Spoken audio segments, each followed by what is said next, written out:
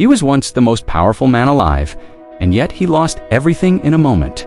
But what he gained in that loss changed the course of history forever. Today, we're talking about Nebuchadnezzar II, the legendary king of Babylon. He wasn't just a ruler.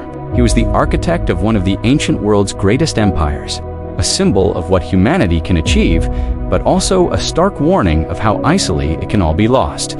Imagine a man who built a city so magnificent it became a wonder of the world.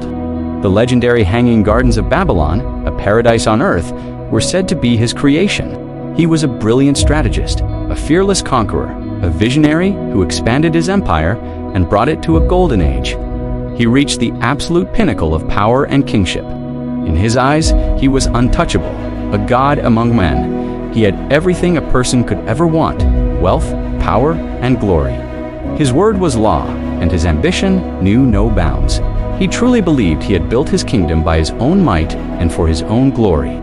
And that's where the story takes a dramatic turn. Pride, the silent destroyer of giants, began to consume him. He looked upon his vast kingdom, the towering ziggurats, the magnificent walls, and he didn't see the work of many or the blessing of the divine. He saw only his own genius.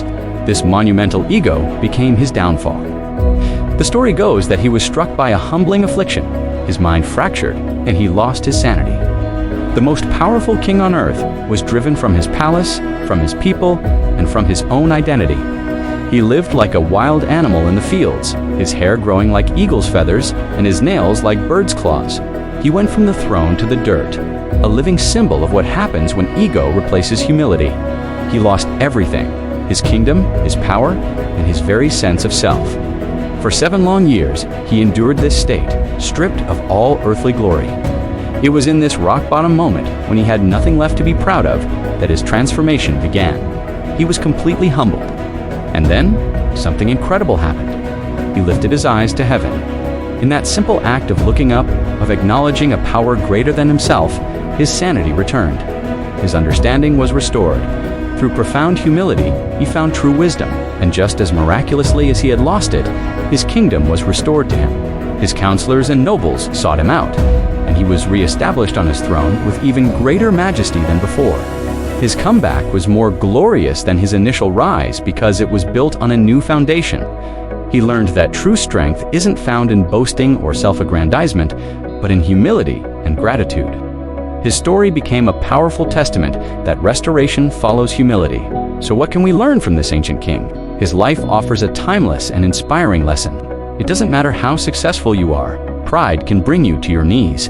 But more importantly, no matter how far you fall, you can always rise again. True, lasting greatness is not built on ego, but on a foundation of humility. Your story isn't over just because you've faced a setback. In fact, your setback might be the very thing that sets you up for your greatest comeback. Nebuchadnezzar's story teaches us that our lowest moments can be the birthplace of our greatest wisdom and strength.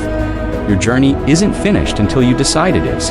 If you're ready to turn your own setback into a powerful comeback, if this story resonates with you, then hit that subscribe button. Share this message with someone who needs to hear it. And let's all start rebuilding our destiny, not with pride, but with wisdom and humility. Thank you for watching.